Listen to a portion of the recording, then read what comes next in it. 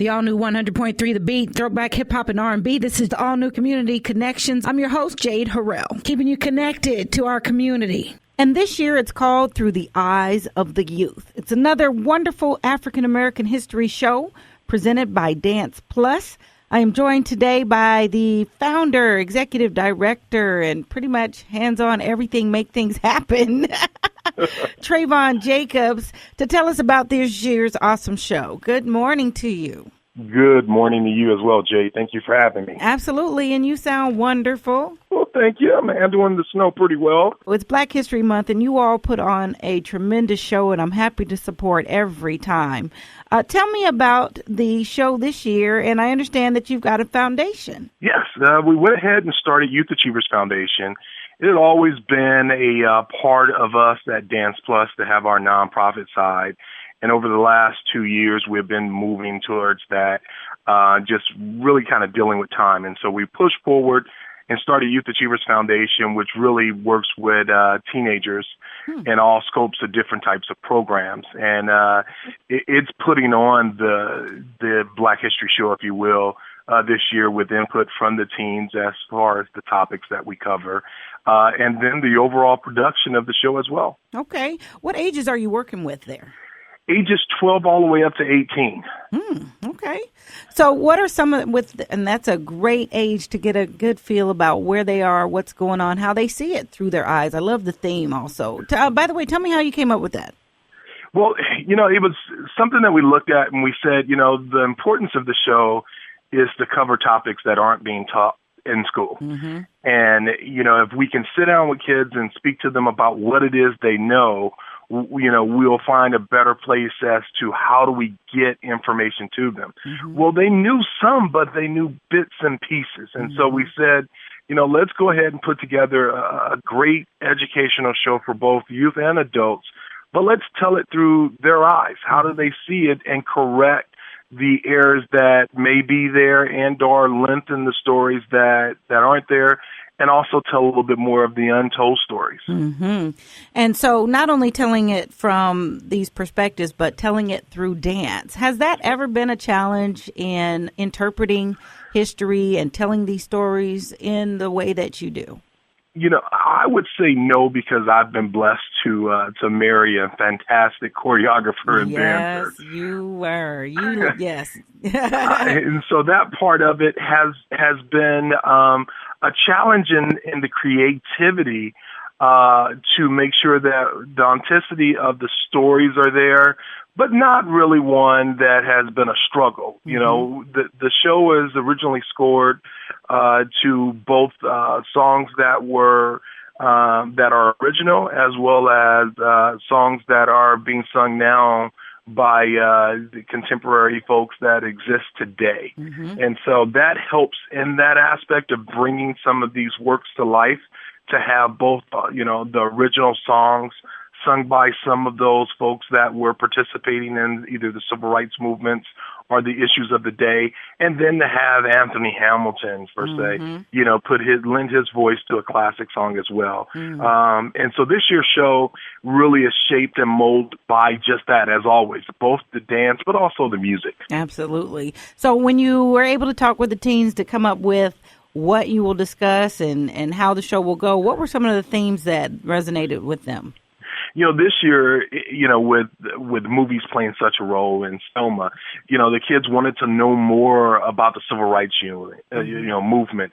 And, Rosa Parks always comes up. And, for me, it was an opportunity to have them do a little research and find themselves in the story. And so you find that 9 months prior to Rosa Parks, you had Colette Colvin, who was actually the first person and refused to give up her seat. But unfortunately, she was a teen and she was pregnant, and then was not chosen to be the face of the movement, yet she was one of 3 folks to testify in court, which ultimately led to issues being changed for blacks to be able to sit on the bus. And so to have that story be told was something that was important to the kids, but also important to myself, to ensure that they are learning everything about it. And so, that's something that was important for them.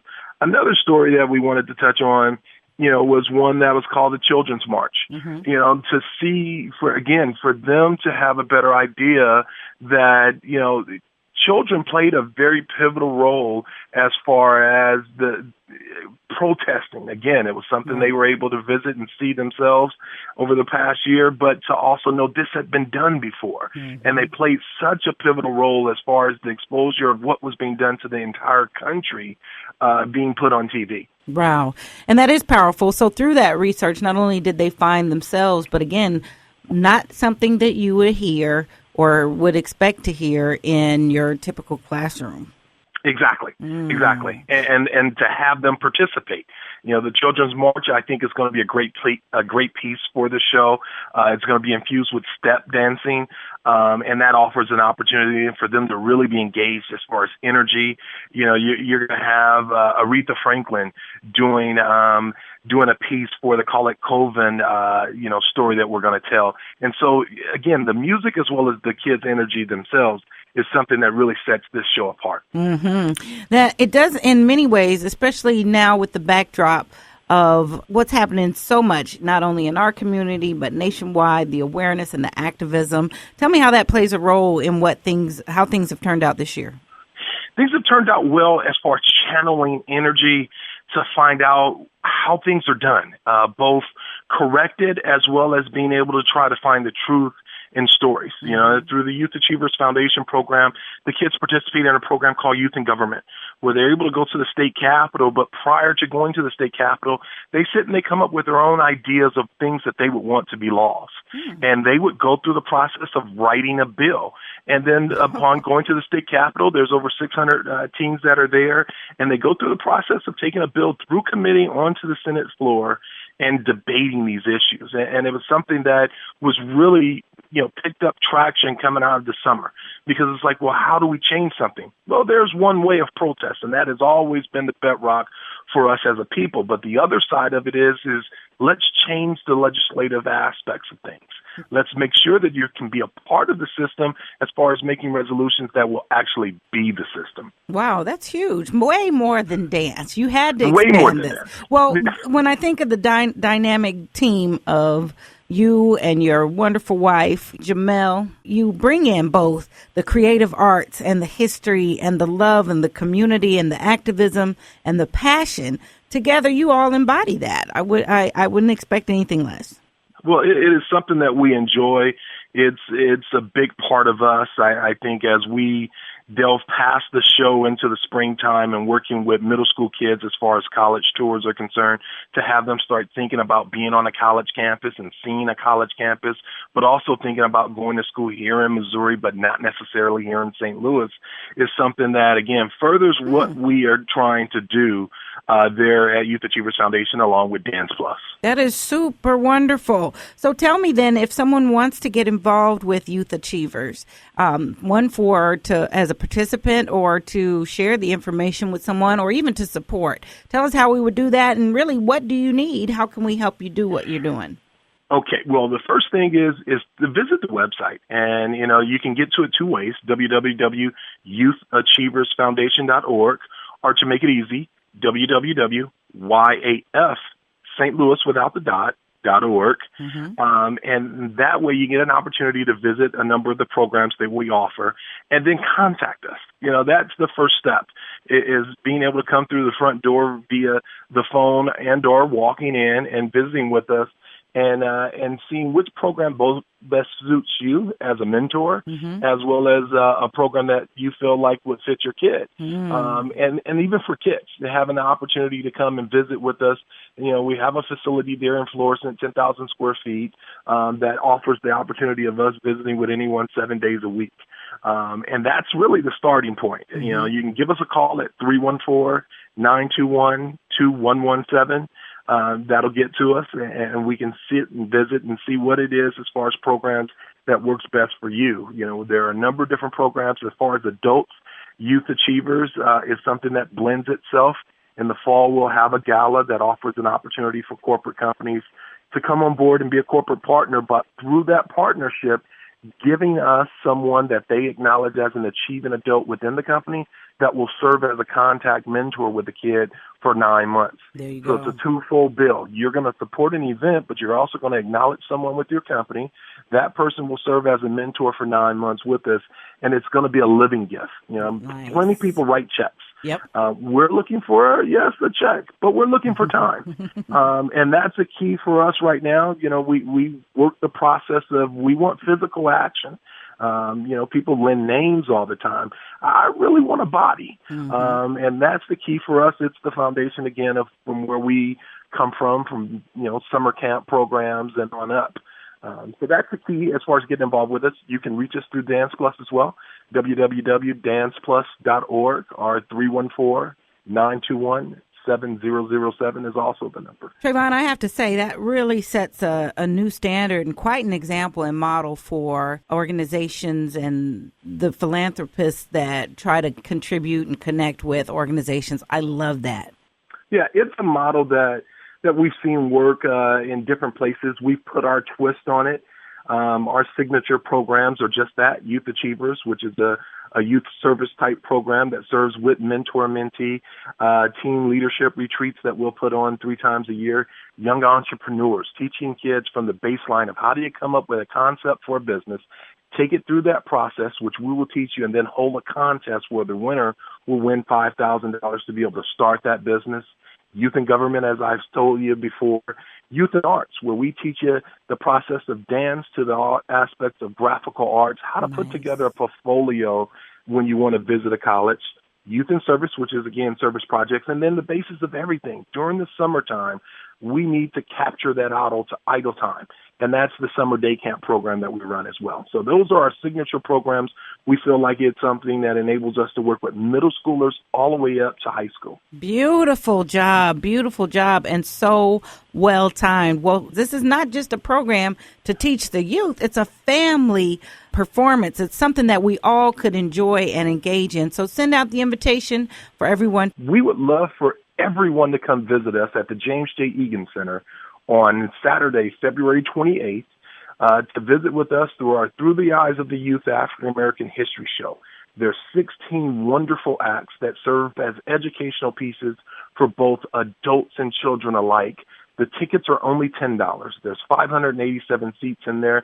200 seats have already been sold. We want you there. We need you there.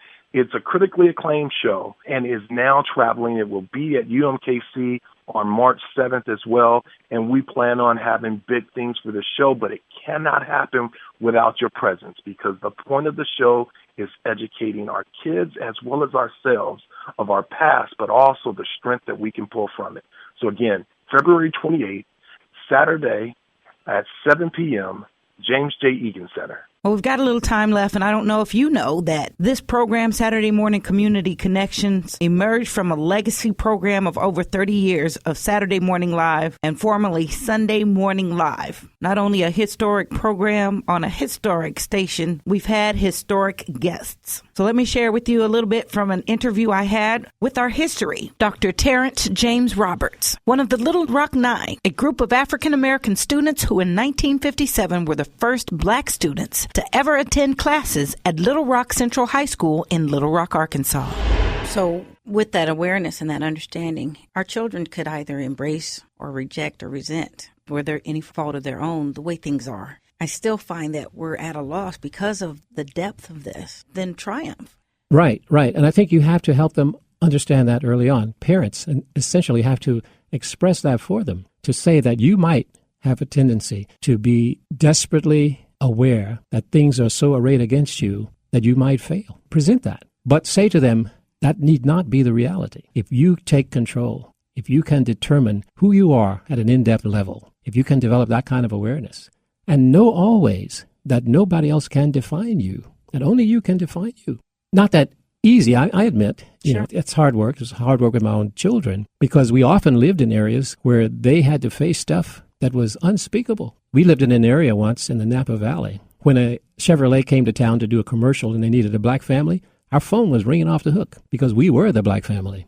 The black and family. my kids lived in this environment, and they had to deal with all of that overt and covert racism that was around us. So we had constant opportunities to teach.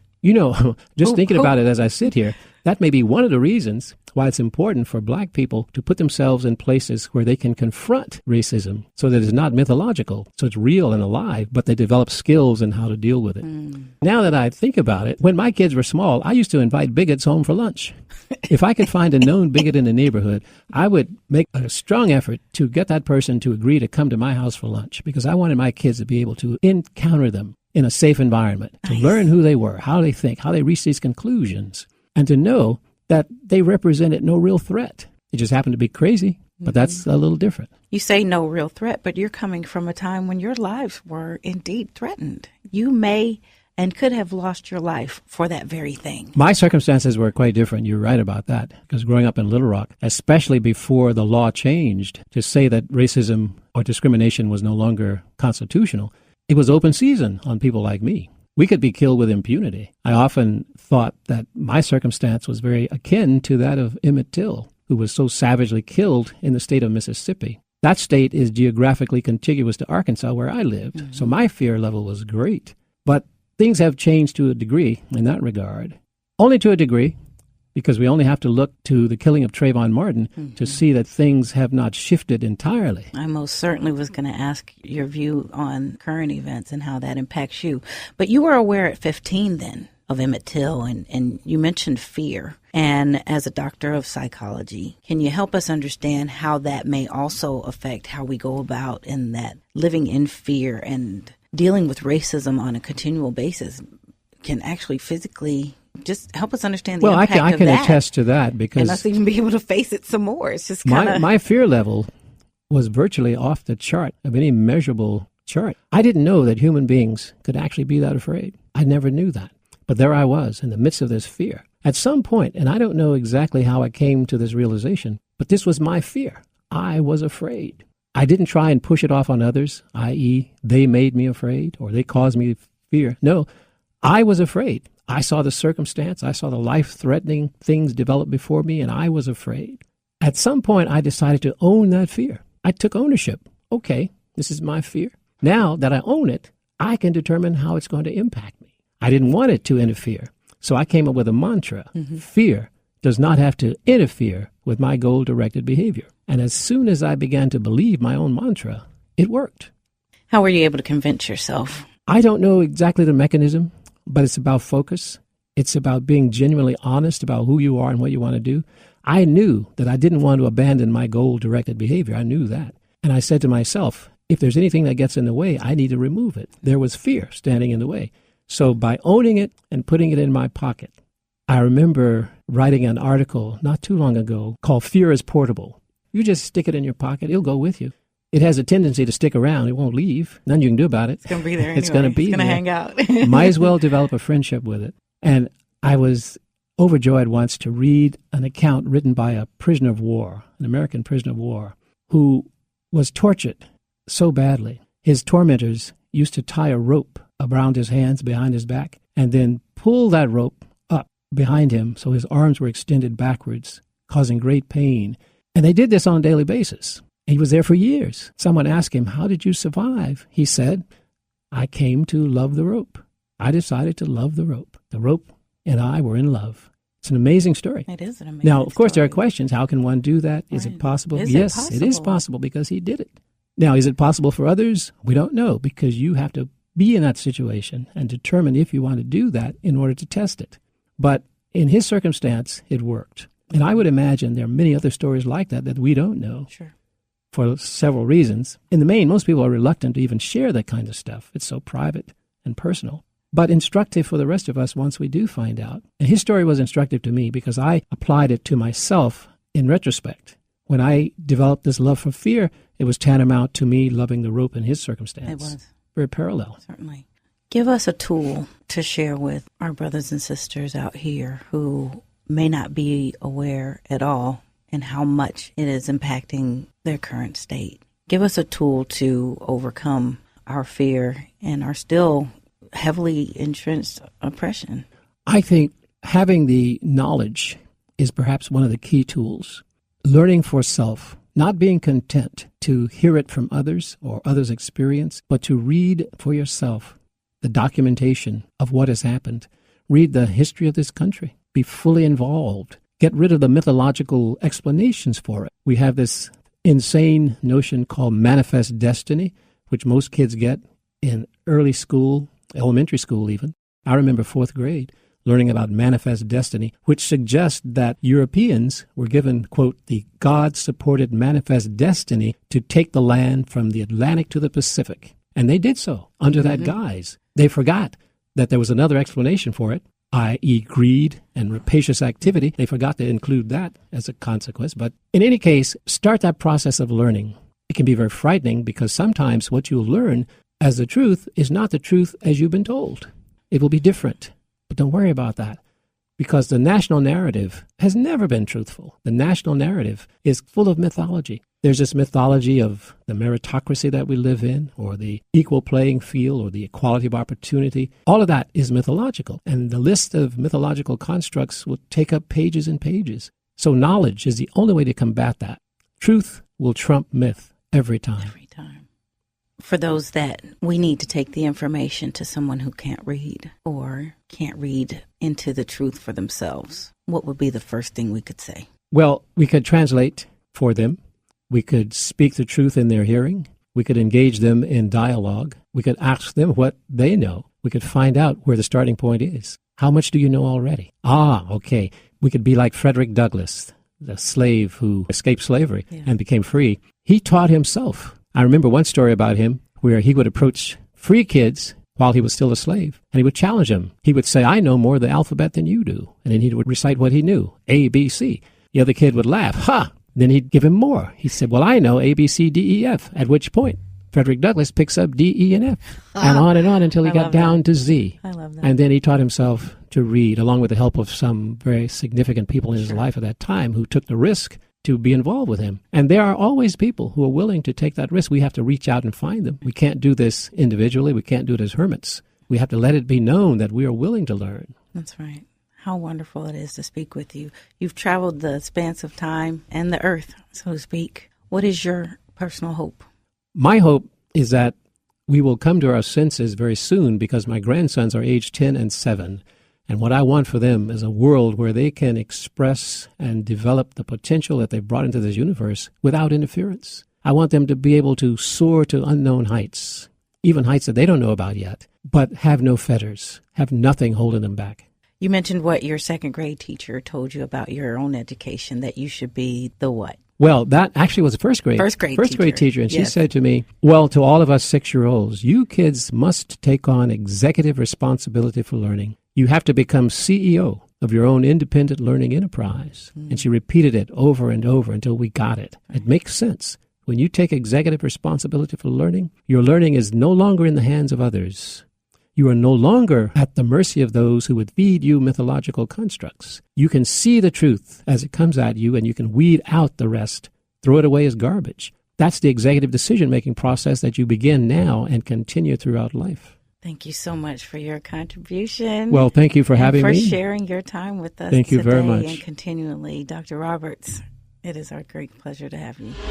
Dr. Terrance Roberts can be found at terranceroberts.com, and the rich history in which he lived can be found throughout the web. But for us, a tremendous opportunity to get it together. All right, that's it for this week. If you have questions or comments or have something you'd like to submit for the community calendar, you can leave a message on a message box at 333-8369, 333-8369. And for more information about today's show or any of our guests, visit us online at 1003thebeat.com. Look for us next week at 7 o'clock, and each Saturday, the all-new Community Connection on 100.3 The Beat. Throwback hip-hop and R&B. I'm Jade Harrell. Be blessed, do blessed, and bless the Lord.